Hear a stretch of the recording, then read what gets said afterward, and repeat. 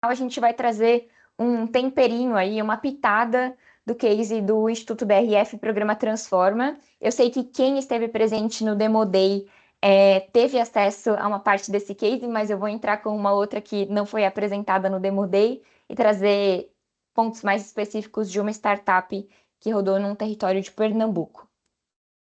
Então, bora lá, gente. Começando pelo primeiro, queria colocar a gente nesse lugar comum, né? Nesse cenário comum, assim, de desafios e que são inerentes à indústria de mineração. Ter externalidades, né, geradas pela operação do tipo social e ambiental é algo que todo mundo que está aqui nessa sala se depara. E eu aposto que as três perguntas que eu vou trazer, né, as três provocações que eu vou trazer na sequência, são pontos que vocês já se colocaram, assim, né, entre os seus times ou vocês próprios, de questões, assim. Então, o primeiro deles é essa pergunta, né, envolvendo o tipo de indústria que vocês estão, as externalidades que ela gera, o como a gente consegue construir programas que são estruturantes com tantas demandas que vêm ao mesmo tempo. E como é possível, né, olhar para um programa estruturante ao mesmo tempo que o território, a comunidade, está cobrando resultados para amanhã, resultados de curto prazo. Outra pergunta, outra questão que vem aí na mesa é também será que as ações que a gente faz no dia a dia, né, dentro dos territórios, elas têm uma carinha muito pontual ou elas estão, de fato, alinhadas com a estratégia maior do business, né, da empresa? E uma terceira e última, como a gente consegue pensar a quantidade de orçamento que às vezes fica meio apertado, dado o volume de demandas que chegam no território da comunidade. Todos esses desafios conhecidos por vocês, né, que vocês lidam diariamente, comuns, são desafios que vão ser plano de fundo aqui para o que a gente vai conversar. A gente não vai sair desse workshop com uma resolução para todas essas perguntas existenciais aqui que estão na tela, ou nem com uma bala de prata para resolver todas elas. Mas eu tenho certeza que vai dar uma luz. A gente vai iluminar cada uma dessas perguntas assim, para entrar nelas com bastante clareza e ver como esse mindset inovador pode ser uma escada, pode ser uma caixinha de ferramentas para a gente trabalhar cada um desses desafios. E entrando em dois passos para trás aí do que a gente vai falar hoje de inovação, eu queria trazer um pouco o panorama de como a gente geralmente resolve problemas tradicionalmente. O modelo tradicional nas empresas e da cabeça do ser humano mesmo em resolver problemas, ele segue um processo linear, às vezes burocrático, é um passo a passo, é um checklist, é um protocolo, é uma sequência de coisas a serem seguidas e previsíveis. Normalmente, a nossa resolução de problemas, ela vem muito baseada em soluções já testadas. Então, eu já resolvi isso aqui de um jeito, quando a situação aparece para mim num formato, eu tento resolver desse mesmo jeito que eu já sei que funcionou. E esse modelo tradicional de resolução de problemas, né, que é mais linear, burocrático e previsível, ele é uma forma eficiente, ele reduz custos e ele tem um aprimoramento incremental. Então, ele tem grandes vantagens. Parece incrível, né? Parece que esse modelo tradicional de resolução de problemas, ele é incrível. O ponto é que esse modelo mais linear e tradicional, ele não resolve todo tipo de problema que a gente tem. Ele resolve alguns, muito bem, obrigada, a gente vai falar sobre eles. Nos é útil, mas ele não resolve todo tipo de problema.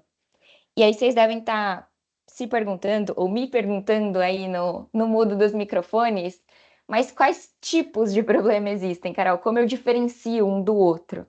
Eu trouxe aqui uma matriz adaptada do Stein Finn, do Dave Snowden, que conta pra gente, até com umas pitadinhas aqui de neurociência, o como empresas e pessoas definem problemas, né? Quais são os tipos de problema que existem. E existem quatro principais. Vamos começar aqui, ó, nesses quatro quadrantes, vamos começar ali do primeiro de baixo da direita e a gente vai fazer nesse círculo anti-horário. Existem os problemas do tipo simples, que são os problemas que têm esse tom de causalidade, o que significa se eu fizer A, então eu vou ter B. Para esses problemas do tipo simples, de causalidade, uma pura ferramenta de checklist funciona. E trazendo um exemplo básico do dia a dia aqui, um problema simples. Putz, eu preciso soltar um e-mail ali para a associação de moradores para resolver uma questão. O fato de eu soltar o e-mail, se eu seguir o checklist de abrir meu e-mail, digitei o corpo do e-mail, digitei o assunto, coloquei todo mundo que deveria ser copiado e cliquei no botão enviar, esse problema do enviar um documento, enviar um e-mail, ele é feito, ele é disparado. Ele é resolvível com um simples passo a passo ali, duas, três coisas que você faz. Show. Existem os problemas que dão um passinho além desse problema do tipo simples, que são os problemas do tipo complicado, que ele não está mais num lugar de causalidade. Se eu fizer A, se eu digitar o e-mail e clicar no botão enviar, esse e-mail vai sair. São problemas um pouco mais elaborados. Eles exigem boa prática e um know-how. Um exemplo do dia a dia. Putz, precisamos recapear uma rodovia ali de acesso para mina. Essa recapeação, se eu seguir umas boas práticas de já sei quem é o fornecedor que eu vou chamar, já sei o que de insumo ele precisa, e esse know-how misturado, já sei como é que é o trânsito da cidade, os horários de pico, não vou colocar um recapeamento num horário ruim que vai gerar problema. Se eu juntar essas duas coisas, eu consigo resolver esse problema mais do tipo complicado. E beleza, a gente sai desse lado direito e vai para o lado esquerdo agora. Evoluindo desse problema complicado, que eu imagino que é o problema que mais vocês se deparam aqui no dia a dia, são os problemas, e que são os mais capciosos, os problemas do tipo complexos. Os problemas do tipo complexo, eles saíram já da causalidade. Se eu fizer A, então eu vou ter B, não é mais isso. Eles não estão no tipo do problema complicado também. Que se eu fizer A, se eu contratar aquele fornecedor, ele sabe como fazer o recapeamento, eu sei que eu vou ter um resultado tranquilo em X dias. E eles vão para um lugar de associação. O que significa essa associação? Tem muitas variáveis nesse problema do tipo complexo que eu quero resolver. Então, se eu fizer A, tem B, C, D, E, F, G, H, todas essas outras que podem se lançar, né, ou afetar o resultado ali do que eu quero resolver, do problema que eu quero resolver. Um exemplo disso é quando eu tenho que endereçar uma questão de saúde no território. Uma questão de saúde no território tem muitas variáveis. Tem a variável que é que nível, né, que buraco de defasagem a gente está em relação à saúde do território. Qual que é o volume de infra, de posto, de UBS, de hospitais? Quantas pessoas tem no território para atender? O time de gestão pública está conseguindo atender ou não? Tem muitas coisas envolvidas, muitas variáveis juntas para resolver esse tipo de problema. E aí, diferente do problema simples e do complicado, que um checklist resolve, ou que eu contratar um fornecedor que faz um beabazinho ali resolve, aqui, para os problemas complexos, a nossa ferramenta, o nosso bom jeito de resolver é a inovação. E aí vocês vão ver como essa cara de lidar com problemas que têm muitas variáveis, o como a inovação nos ajuda. A gente já vai transitar um pouco mais por isso. E por último, mais para vocês tomarem conhecimento, também os problemas caóticos, que é os que a gente mais quer evitar, né? Os problemas de total aleatoriedade, que é, por exemplo, putz, estourou uma pandemia, como é que eu vou gerir a operação ali do dia a dia no território? Ou teve um terremoto, ou estourou uma barragem, coisas que são do tipo caótico que a gente não quer que aconteça e que se acontecer vai ser um total caso à parte. Esses problemas a gente realmente resolve, né? A nossa ferramenta para resolver esses problemas é a invenção. É uma coisa para além da inovação. Então, por exemplo, quando rolou a pandemia, as nossas invenções vieram, né, em face shield, proteções, vacina, entre outros. Assim como acontece se rolar um terremoto, um estouro de barragem, enfim, outras coisas do tipo caótico.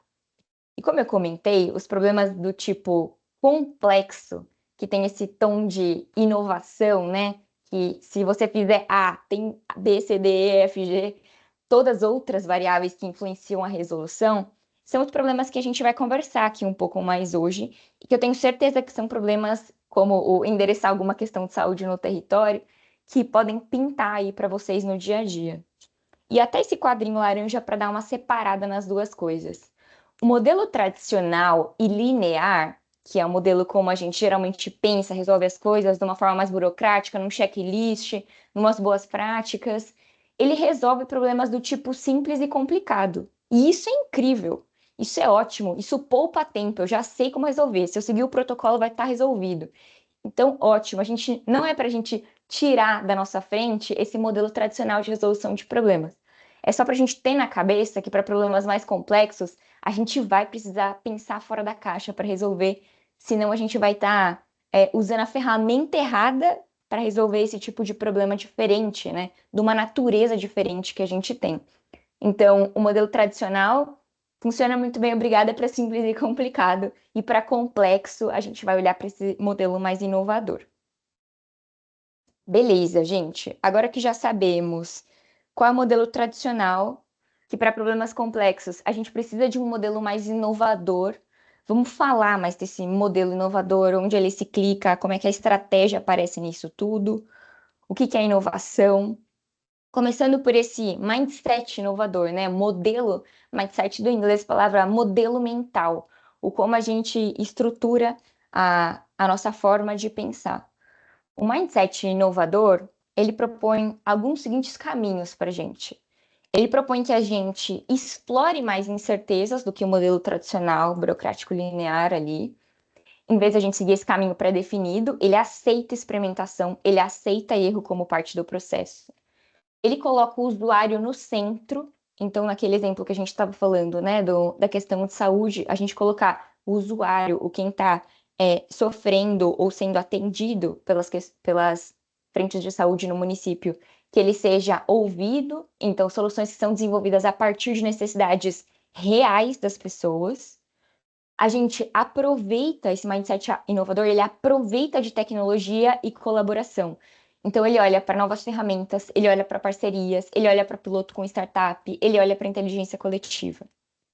E ele também busca disrupção, diferente do modelo tradicional, que a gente já tem um método a se seguir.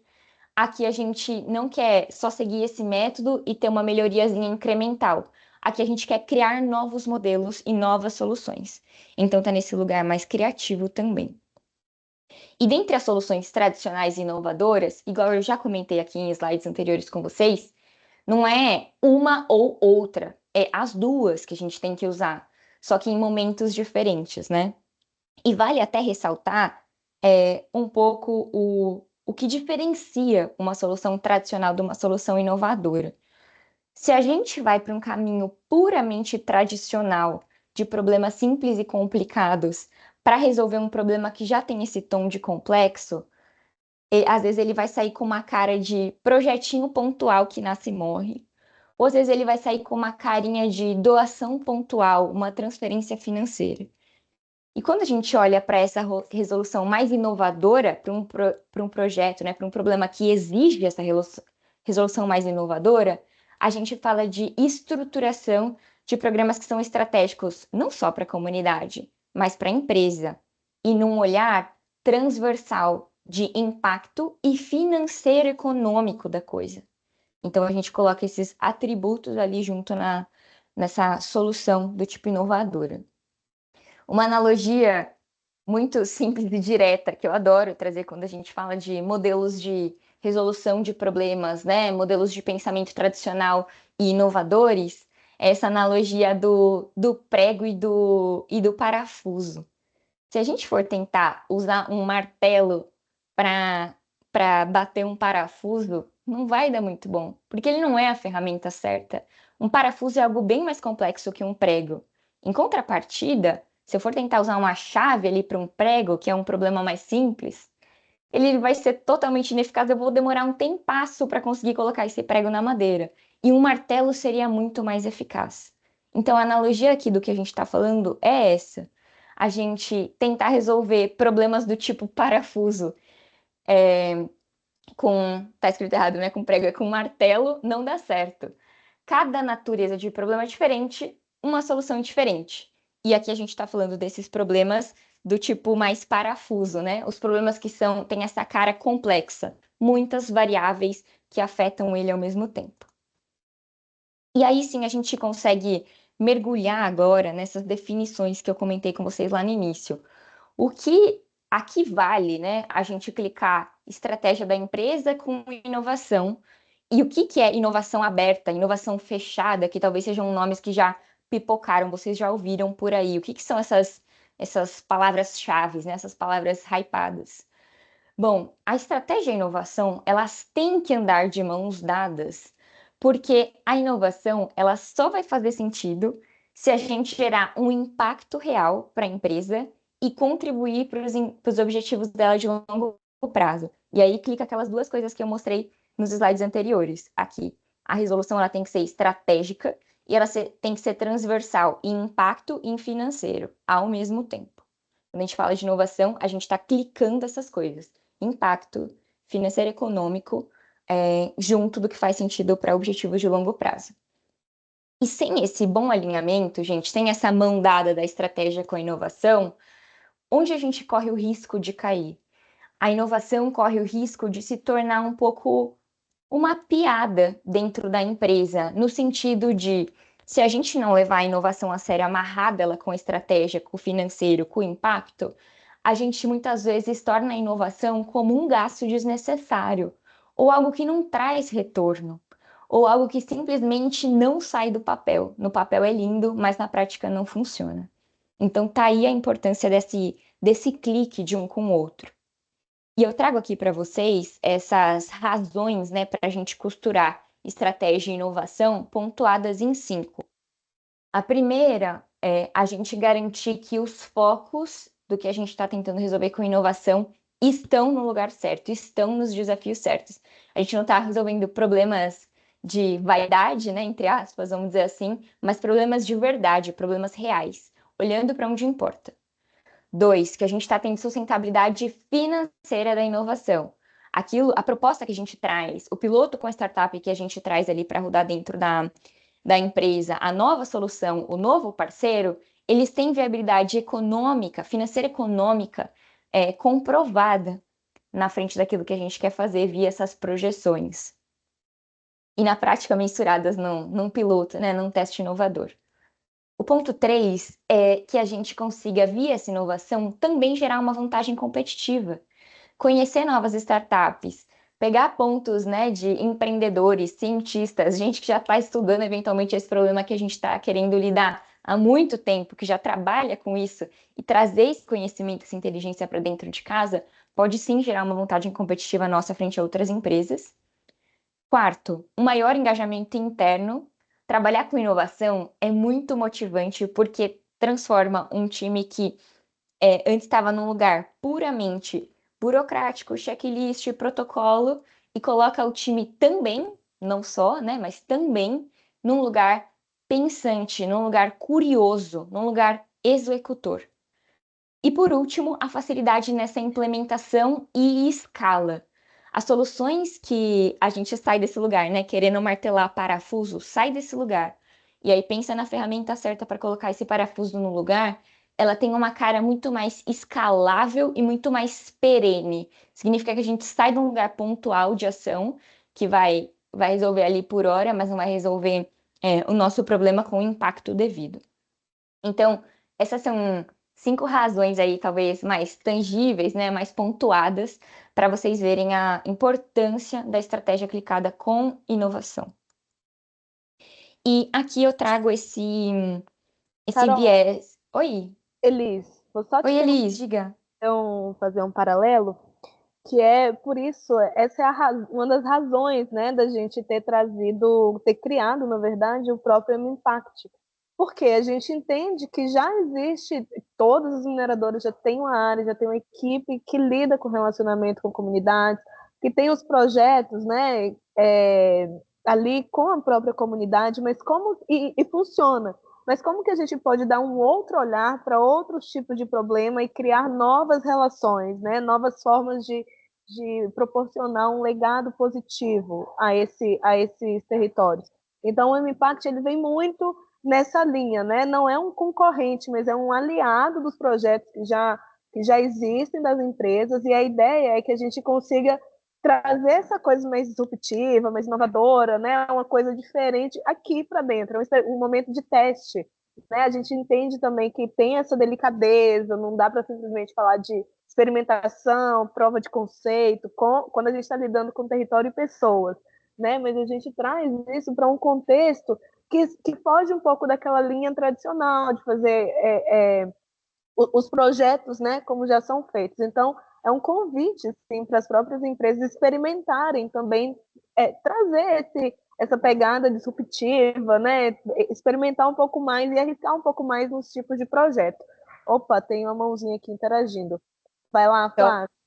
Flávio, só um minutinho, só complementando o que você está trazendo, Elis, eu até acrescentaria um outro ponto que eu vejo como muito positivo do Mine Hub e do M-Impact, em especial que a gente está falando aqui, é que vocês trazem esse fomento, né, da inovação, do pensar diferente acontecer, e mais do que isso, ele compartilhado entre muitas empresas que estão vivendo esses mesmos desafios, né? Então é mais um ponto que eu olho nessa razão 3 aqui, e me faz pensar que é muito, muito válido. A geração dessa vantagem competitiva, ela não está ela tá num lugar de fomento onde todo mundo pode ganhar com o que está acontecendo. Oi, Flávia, diga. Oi, Carol e Elis, todo mundo aí que está participando.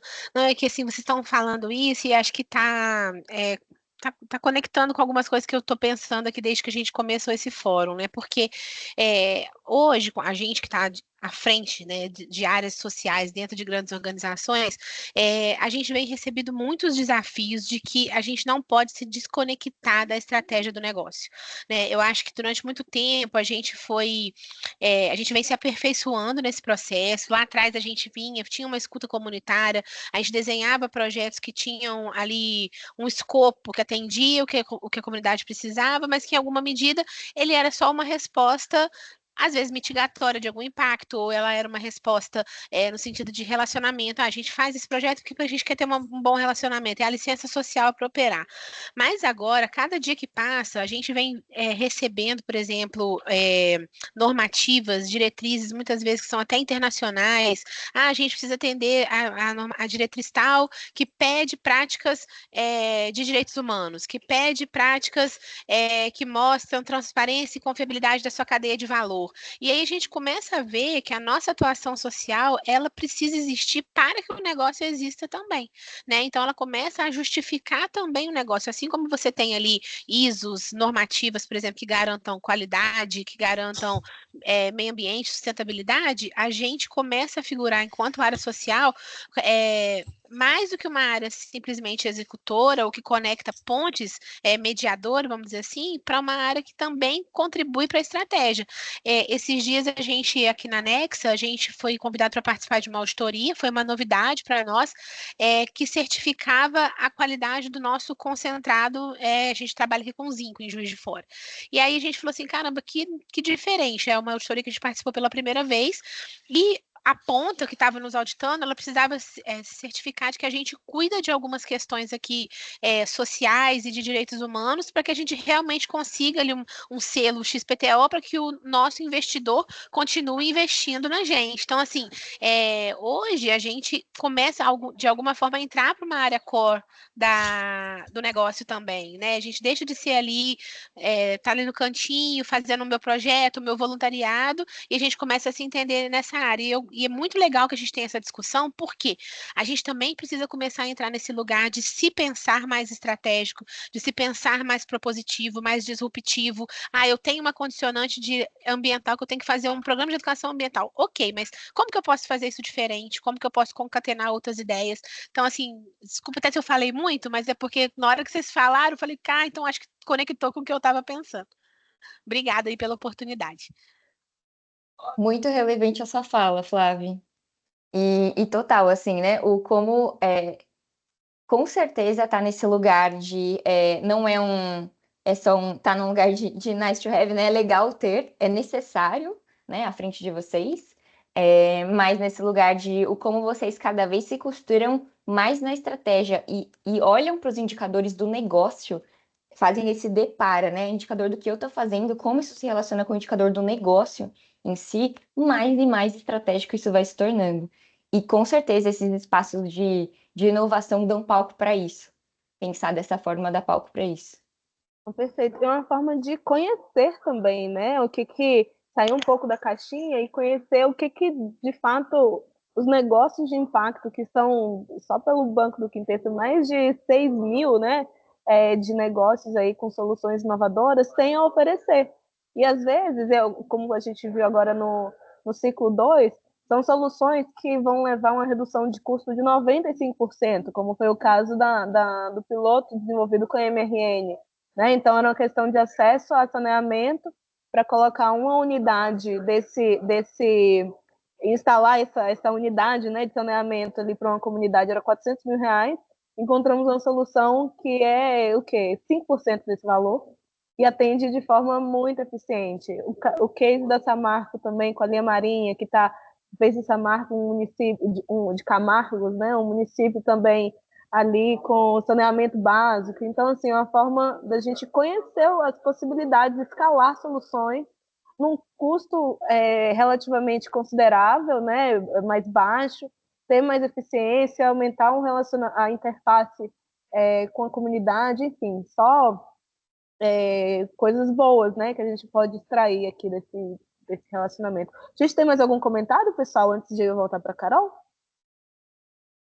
Só levantar a mãozinha, se alguém quiser fazer alguma contribuição. Então vamos lá, Carol. Bora, gente. Então, só voltando aqui, né? Passamos por essas 5 razões de o porquê a inovação e a estratégia têm que estar tão amarradas. E aí eu ia cair aqui para a gente falar de o que diferencia uma inovação do tipo fechada de uma inovação do tipo aberta. Talvez vocês já tenham ouvido falar, né? Inovação aberta, ou colocando isso como um sinônimo de inovação, mas aqui eu trouxe vamos dizer assim, a definição literal da coisa para a gente se educar e para a gente entender as diferenças, né, de uma e de outra. Então, começando aqui pela figura da esquerda, vocês vão ver que essa linhazinha vermelha, ela parece um funil, né?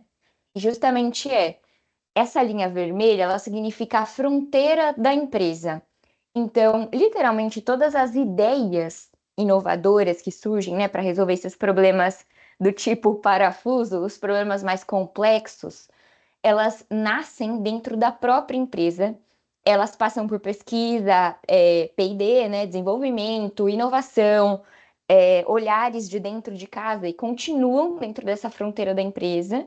E a solução dela, seja esse piloto, essa POC, ou ela aplicada a que a gente chama de mercado, né, mas aplicado na própria empresa, o desenvolvimento dessa ideia de fato um projeto, de fato uma solução, ela acontece totalmente indoor, dentro da fronteira da empresa. Ideias são geradas de melhoria ou solução, são geradas dentro da empresa. Isso é pesquisado e desenvolvido dentro da empresa, isso passa pelo funil interno e isso é aplicado na própria empresa.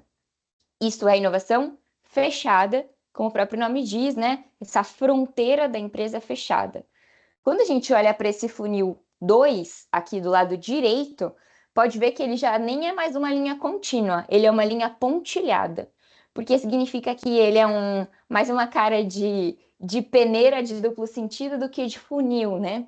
Então, as ideias que surgem para solução de problemas complexos, problemas de muitas variáveis, elas podem nascer dentro da empresa, elas podem nascer de alguma pesquisa que vem de fora, de alguém que está propondo essa solução de fora, e elas se misturam, elas se embebedam, né, do que está fora, do que está dentro, tem essa passagem, essa peneirinha aqui que faz essa interlocução, essa troca, essa comunicação do que está sendo gerado de ideias, passa por pesquisa, passa por desenvolvimento, e vejam que tem trocas de coisas que nasce uma ideia aqui, a gente joga para fora, é desenvolvido fora, sei lá, com uma startup, com um parceiro, e começa uma nova frente, ou pode ser algo que nasce aqui dentro, vindo de fora, e é desenvolvido dentro da empresa.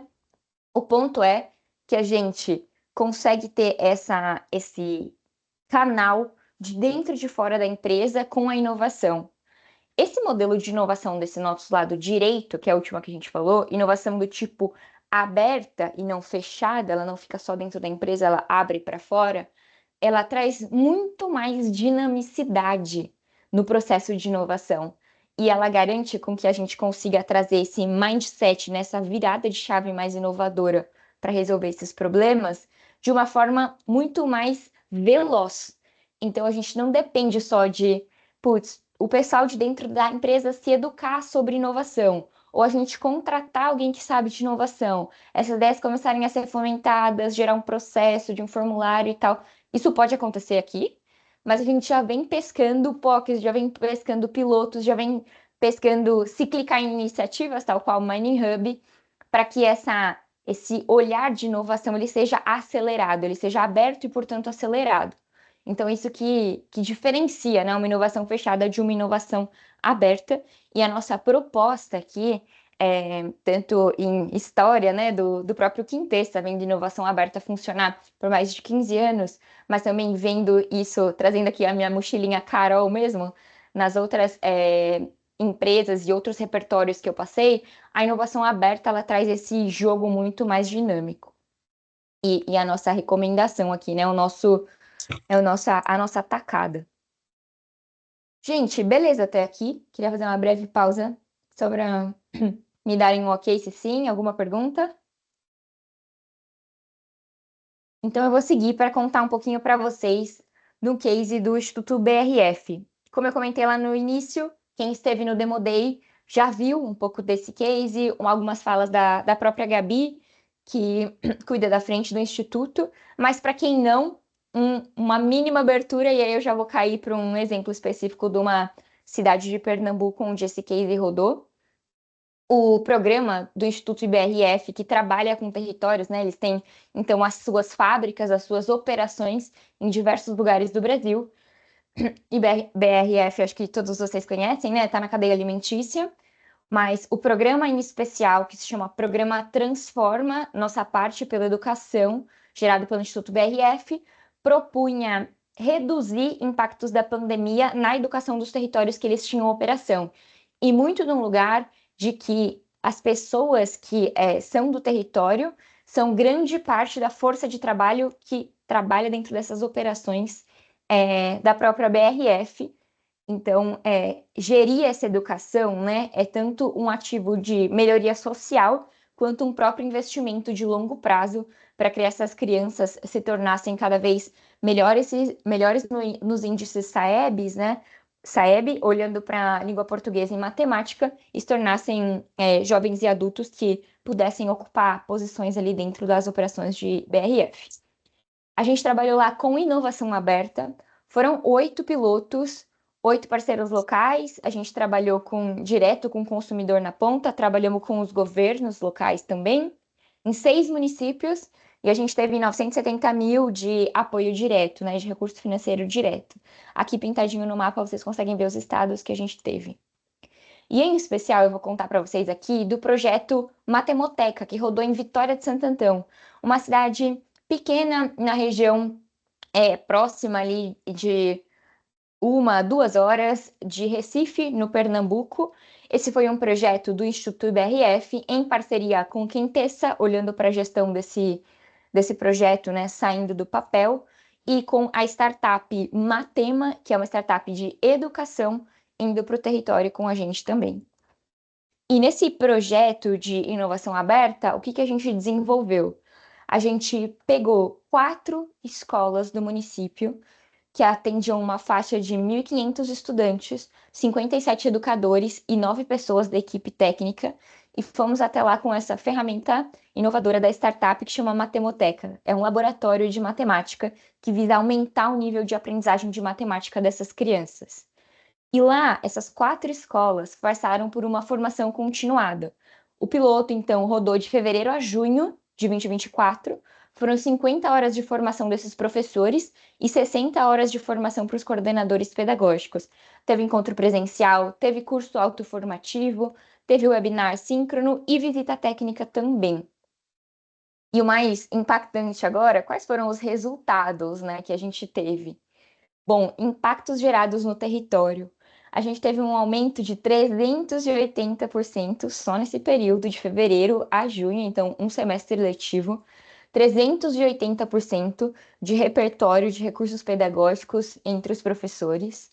A gente teve um aumento de 380% de uso consciente desses recursos pedagógicos, a participação de mais de 90% de todos eles nas ações presenciais, e um NPS de 9,7 de formações presenciais e online. E além disso, né, além de olhar para essa primeira camada impactada, que eram professores, coordenadores e técnicos da secretaria, vamos olhar também um pouco para a vida dos estudantes, que era quem de fato a gente queria melhorar para que eles se tornassem tanto jovens e adultos mais independentes, quanto potencialmente no investimento de longo prazo, pessoas que estariam aptas, né, para entrar ali como um colaborador da operação da BRF. Então, na visão de repercussão da vida dos estudantes, a gente teve um aumento de 12,9% em habilidades de números e operações. A gente teve uma diminuição de 19,8% de estudantes que estavam no nível insuficiente, então eles migraram, né, evoluíram de nível. 27,22% de estudantes que estão no nível avançado e um aumento da nota média desses estudantes em matemática de 15,7%. Em olhando, né, nem para um ano inteiro letivo, para metade de um ano letivo, esses resultados são estrondosos, assim, são muito bacanas. E só o time interno da BRF, né, do Instituto BRF, que está ali na região de Vitória de Santo Antão, no Pernambuco, ou eles contratando alguém de educação, por exemplo, para mexer esse ponteiro lá no território, não seria suficiente. Então, eles olharam a inovação aberta como um meio catalítico, escalável, de fazer isso acontecer. E aí foi nesse clique, né, junto com o time do Matema, essa startup que eu comentei, que eles conseguiram trazer esses jogos lúdicos, essas formações, para uma nova proposta de aprendizagem de matemática. E esses resultados da tela aí são que a gente conseguiu atingir só nessa versão piloto, né? 4 das escolas do município e num recorte de tempo de fevereiro a junho. Então é isso. Queria fazer uma pausa aqui e chamar de volta Elis, Pedro, Lu, para tanto entender, né, se tem mais alguma dúvida, algum comentário, alguma contribuição que vocês queiram trazer, e a gente ir para um momento de troca de experiências aqui entre todos os presentes. Pessoal, vamos deixar um momentinho aberto aqui para vocês tirarem dúvidas com a Carol, compartilharem o que trouxe. Logo em seguida, a gente vai ter esse momento de troca de experiência. A gente trouxe umas perguntas mais provocativas para a gente poder trocar, mas vou deixar aberto aqui para explorarem o que a Carol trouxe. Daqui a pouco ela vai deixar a gente, mas em outras oportunidades também a gente pode realizar outras conexões. Alguém quer contribuir, compartilhar, tirar alguma dúvida?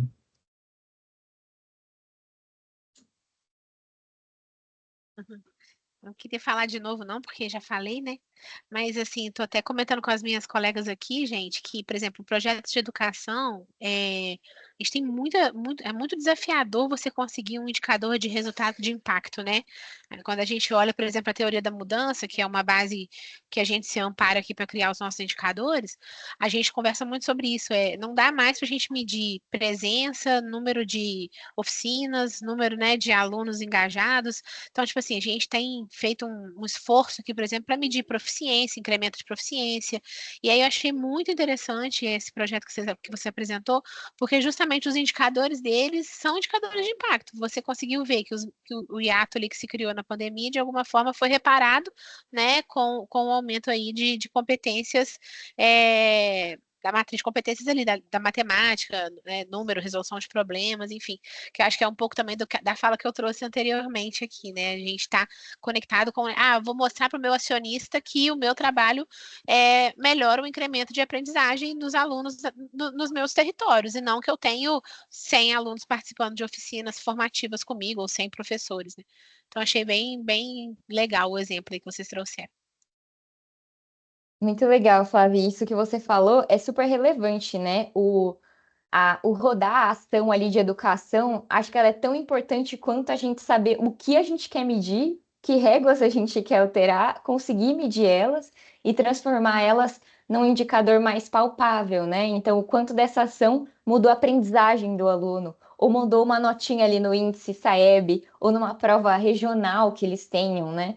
Saber o quanto a ação de vocês está impactando do outro lado. Muito, muito válido o seu comentário.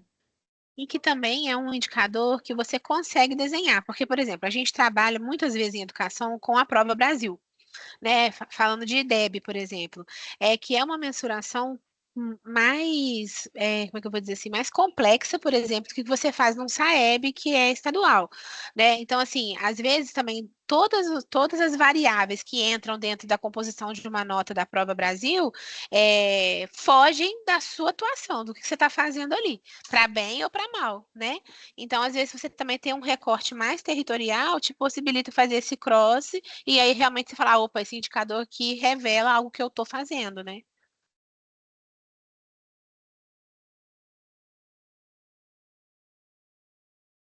Excelente, Flávio. Eu espero contar com a Nexa no próximo ciclo, tá? A gente vai estar lançando, e já adiantando, a gente vai estar lançando, pessoal, o ciclo 4, agora ali em junho, julho, né? No segundo semestre de 2025. Então, já coloca aí um orçamento separado. Em média, a gente é um valor um valor estimado, tá? A gente coloca 100 mil pelo piloto, né? E aí pode variar um pouco para cima, um pouco para baixo, mas é um valor aí corte que a gente tem. É um recurso que ele vai todo para a implementação do piloto, então é uma negociação direta aí entre mineradora e a própria startup. Então, já reserva aí esse orçamento para que a gente possa estar trabalhando. E aí, o convite é para todo mundo que está aqui, tá? Para que a gente possa estar trabalhando juntos no próximo ciclo. O 3 já está em andamento, como a gente mencionou, né? A gente está. Pedro, se você puder me relembrar aí, quem que está no ciclo 3 com a gente, os desafios, só para dar um cheirinho aqui para o pessoal. Não, ótimo. Só reforçando isso que eles trouxe, pessoal, vai ser ótimo ter vocês com a gente nos próximos ciclos. Metade do ano a gente já vai estar abrindo. E vocês também vão acompanhar o que está acontecendo já nessa movimentação. Então, temos algumas pessoas aqui que já estão envolvidas. A gente tem 3 desafios de água, um desafio olhando para a saúde, um de engajamento comunitário e um outro também que a gente está olhando para mapeamento de dores, desafios territoriais. Aqui a gente está falando de Vale Base Metals, com um desafio aqui de armazenamento de água em regiões de seca. A gente tem a Alcoa, olhando para como a gente pensa em infraestrutura eficiente em regiões de várzea, que tem uma certa dificuldade por conta do terreno de estruturar a infraestrutura de acesso à água.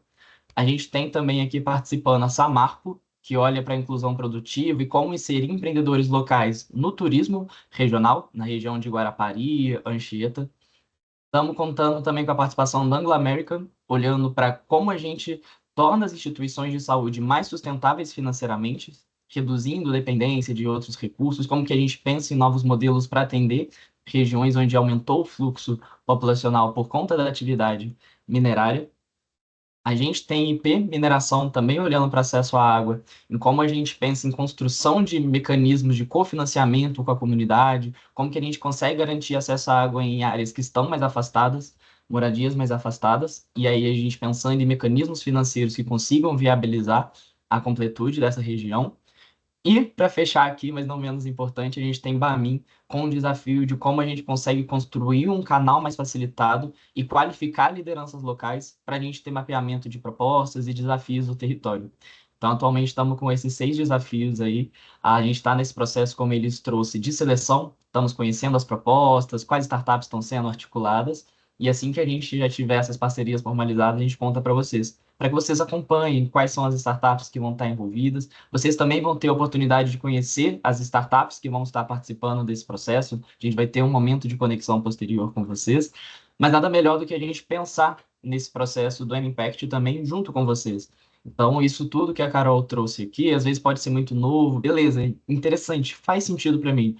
Mas como que eu posso realizar esse processo? O M-Impact ele surge exatamente nesse movimento, pessoal. Que vocês possam entrar com a gente, entender como é esse processo, participar às vezes ali, entendendo como funciona a inovação aberta, que tipo de startups existem para aquele desafio, e principalmente nesse ambiente controlado, pensar em ganhar eficiência para resolver de maneira radical os desafios. Que às vezes a gente tem, como a Carol trouxe no início, a gente apaga muito fogo, as demandas vão chegando constantemente e os desafios são sempre os mesmos que a gente vai selecionando. Como que a gente consegue ter um momento, um espaço específico para pensar em soluções eficazes que resolvam permanentemente esses desafios?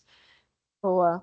E aí eu estou vendo que a gente tem aqui fornecedor também no nosso workshop, né? Estou vendo aqui que temos TCS, ao Zenco, e eu queria informar que o M-Impact ele também é para os fornecedores associados. Então, se vocês estão ali em algum território e que conseguem identificar algum desafio naquele território, vocês queiram ter esse papel, né, de trazer e articular junto com a gente, o M-Impact também é um canal para os fornecedores, tá? A gente fala mais mineradora porque, de fato, está incrutido ali no território, mas ele é um programa para todos os associados do Mine, tá bom? Bom, se a gente não tiver nenhum comentário... Opa, Daniel.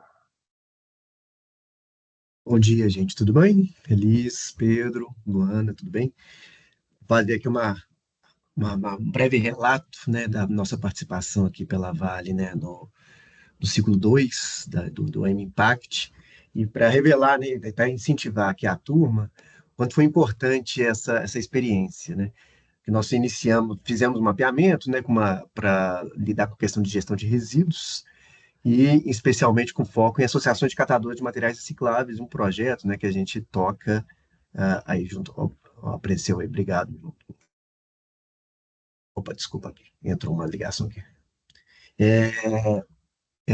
Enfim, então, com a Associação de Catadores de Materiais Recicláveis, mas na reparação. Lembrando aqui, né, nós temos uma diretoria específica, né, para lidar com os efeitos da reparação de Brumadinho e territórios evacuados.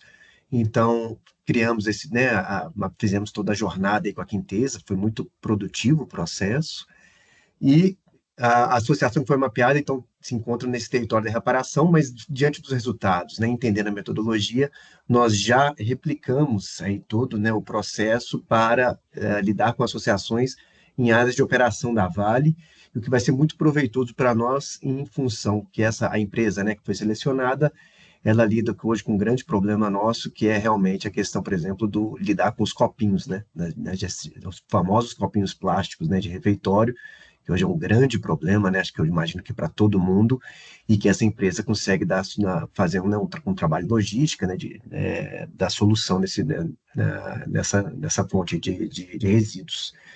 Então, só para mostrar, né, como que um piloto a gente já conseguiu, né, replicar e trazer aqui para cá, para a operação.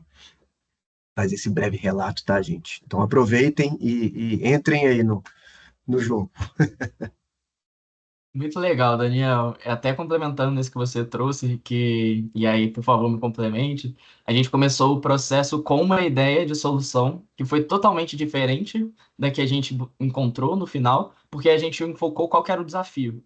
Às vezes a gente já tem uma solução na cabeça que a gente acha que vai ser a melhor para resolver o desafio que a gente está enfocando, e quando a gente olha para o desafio, a gente abre um leque de possibilidades e soluções que antes talvez a gente não tinha pensado, que também são tão eficientes quanto, ou às vezes até mais eficientes, para resolver o desafio que a gente estava olhando. Então a gente tinha uma ideia de construir um canal facilitado para o gerador do resíduo doméstico indicar quando tivesse produtos, resíduos a serem coletados pela associação, e quando a gente envolveu a própria associação, ela falou: poxa, isso não vai resolver meu problema porque eu só tenho um caminhão. Não adianta ele me falar se eu não vou conseguir ter pessoal para mandar, para buscar, e eu vou usar um volume da capacidade do caminhão que não vai valer a pena o deslocamento para recolher. Então a gente foi afunilando esse desafio, a gente chegou nessa solução, né, Daniel, que a gente já implementou em uma associação, atualmente está expandindo, já está em expansão para outras 5, então logo aí, assim, se não começaram, já estão começando, e conecta com isso que a gente conversou hoje, de casar com a estratégia. Então, por mais que fosse dentro de uma estratégia do Reciclo Agora, que é o programa que o Daniel mencionou, de geração de renda, de aumentar volume processado por essas associações, foi possível perceber a capacidade de conectar com a estratégia da empresa por conta desse gargalo, desses materiais dos copos, que antes, mesmo sendo mandados para as associações, não eram tratados.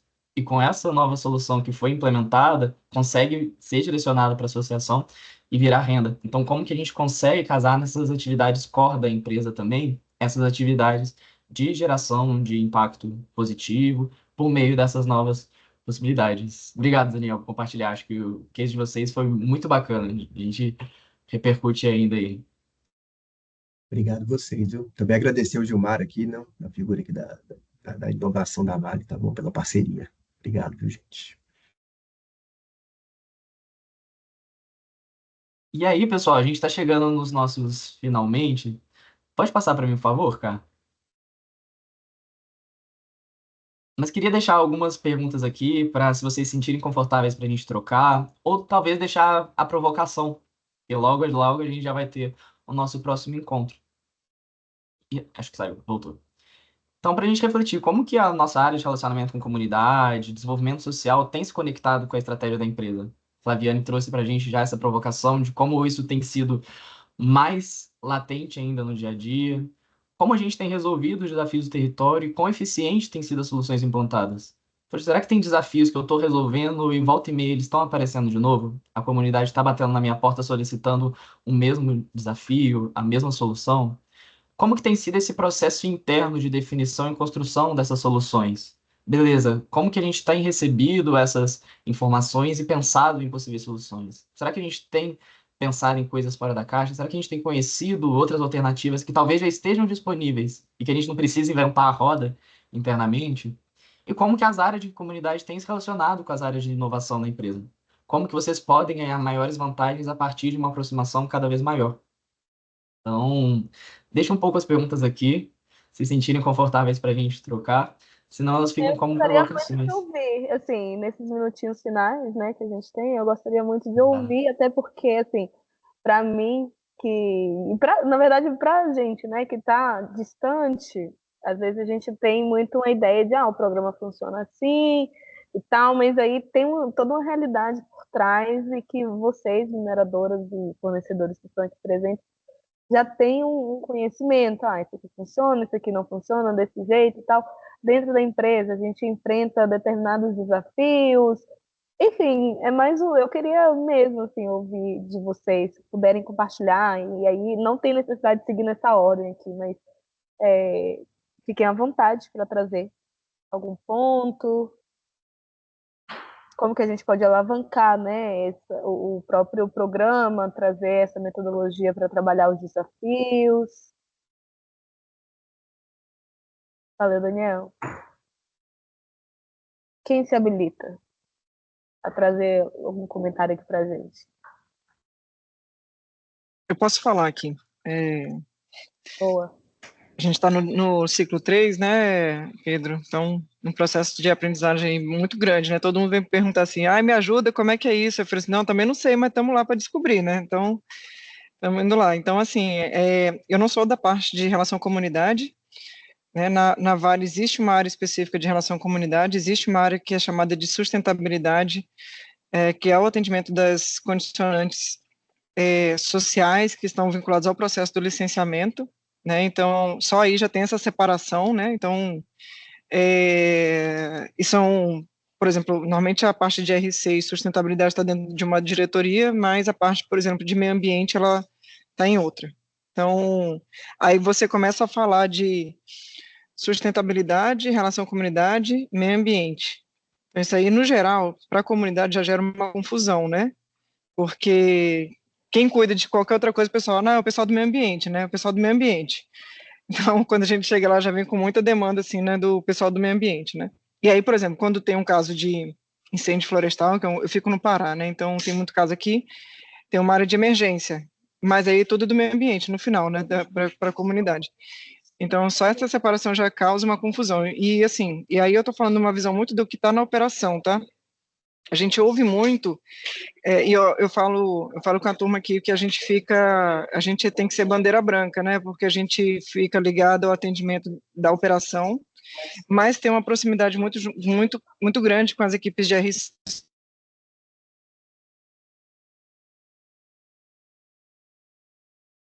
Acho que travou.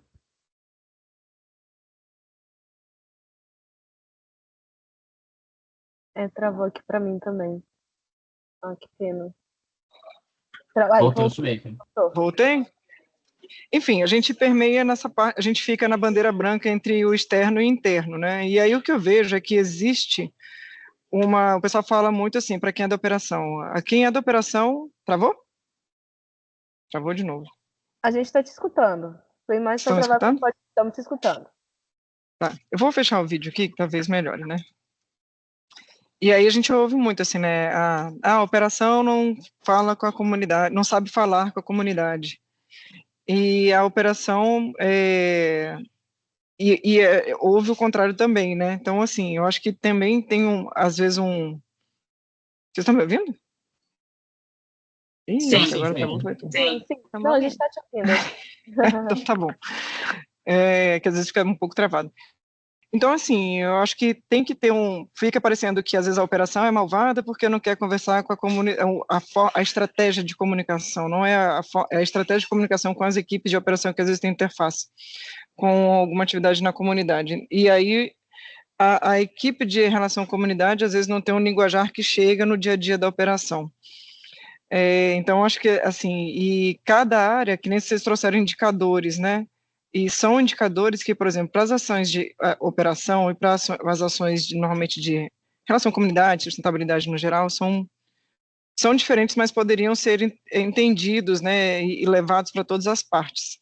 Então, normalmente, as equipes de sustentabilidade RC não acompanham muito as demandas de operação e o contrário também não acontece. Eu não tenho muitos indicadores que são traduzidos para o entendimento operacional. Ao mesmo tempo, eu tenho um incentivo de contratação de mão de obra local, de desenvolvimento fornecedor local, e aí o que eu falo, assim, que não existe mais interno e externo. Se eu incentivo a contratação de comunidades locais, né, para os trabalhadores, eu não tenho mais um público interno e externo. E ainda, muitas vezes, é trabalhado dessa forma, né? Então, assim, eu acho que um dos desafios é trazer as equipes que trabalham com as comunidades no entorno para o entendimento da operação, assim como da operação também ter esse diálogo com as equipes que têm um relacionamento com as comunidades no entorno. Excelente, Leita. Obrigada pela sua contribuição. Tem mais algum comentário? Alguém que se sente confortável em trazer alguma contribuição? Ó, vou falar então, hein? Né? Vocês me escutam bem? Sim, perfeito. Sim. Então, eu sou Denise Alvarenga, da TCS, né, a Tata Consultancy Services. Não sei, né, se vocês já ouviram falar no grupo Tata, né, se reconhecem aí a logo, mas o grupo Tata é um grupo indiano, é o maior conglomerado comercial da Índia. E o Tata, né, que Tata é o sobrenome do criador, ele é considerado o maior filântropo do mundo.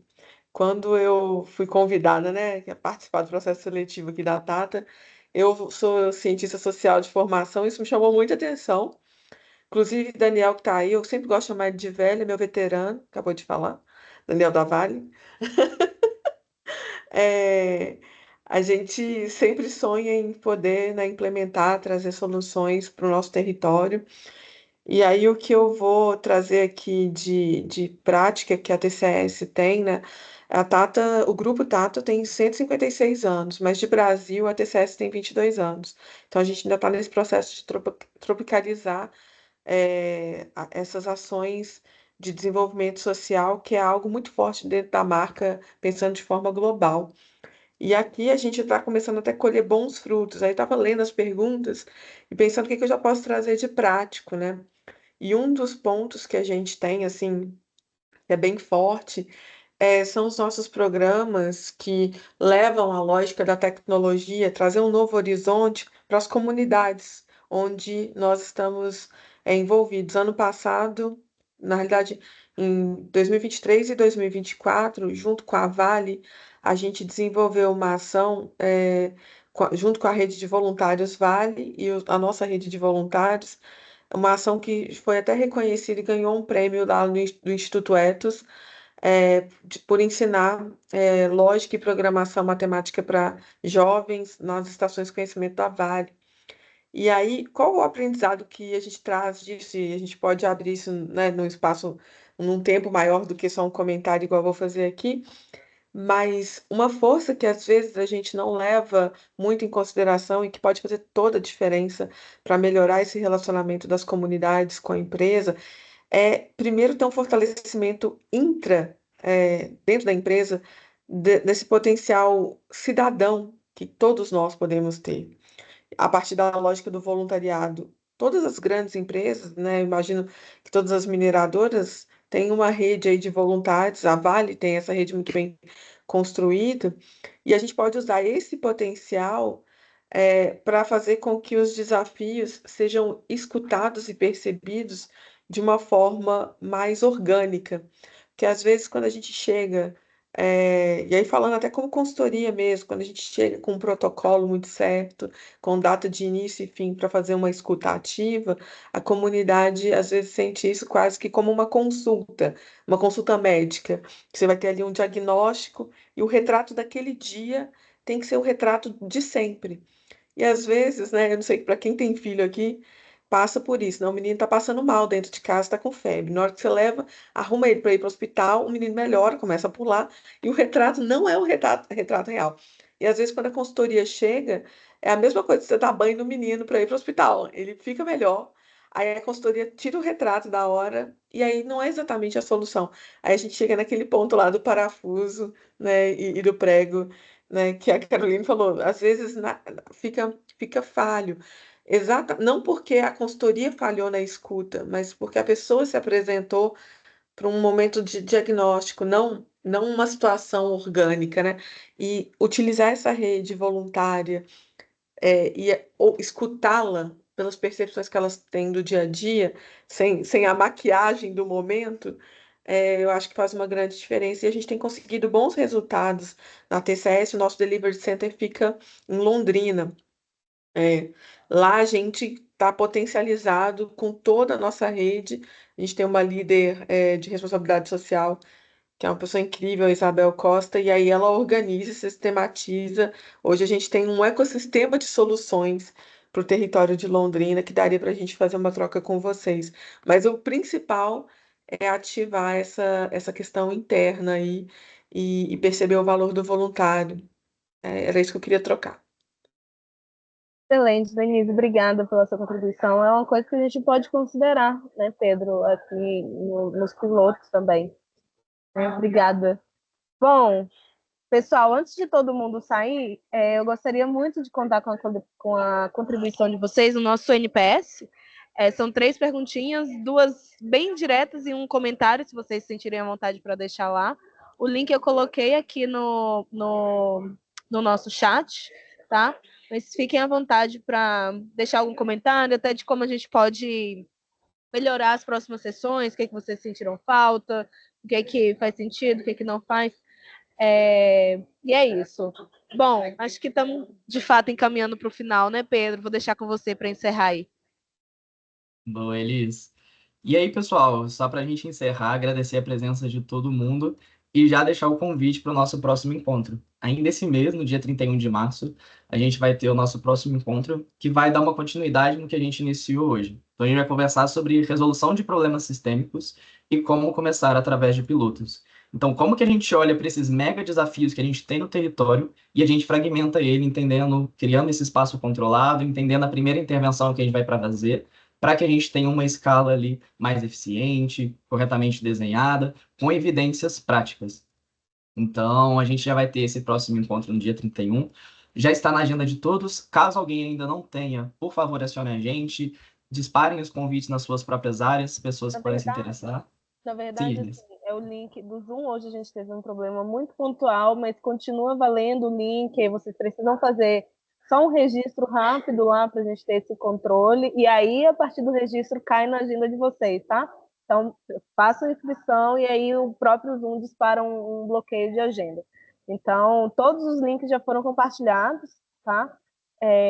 Para que vocês possam estar com a gente.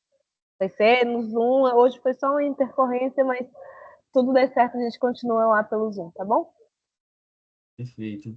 Pessoal, agradecer a presença de todo mundo. Dia 31 a gente se encontra. E para os rostinhos que estão aí envolvidos no processo, quem quiser conhecer mais e adiantar, conhecer mais sobre a Impact, estamos super à disposição. Beleza? Obrigado aí. Boa quinta para todo mundo. Obrigado, pessoal. Obrigada. Foi ótimo. Obrigada. Obrigado, Carolina. Até Até mais. mais. Tchau, tchau.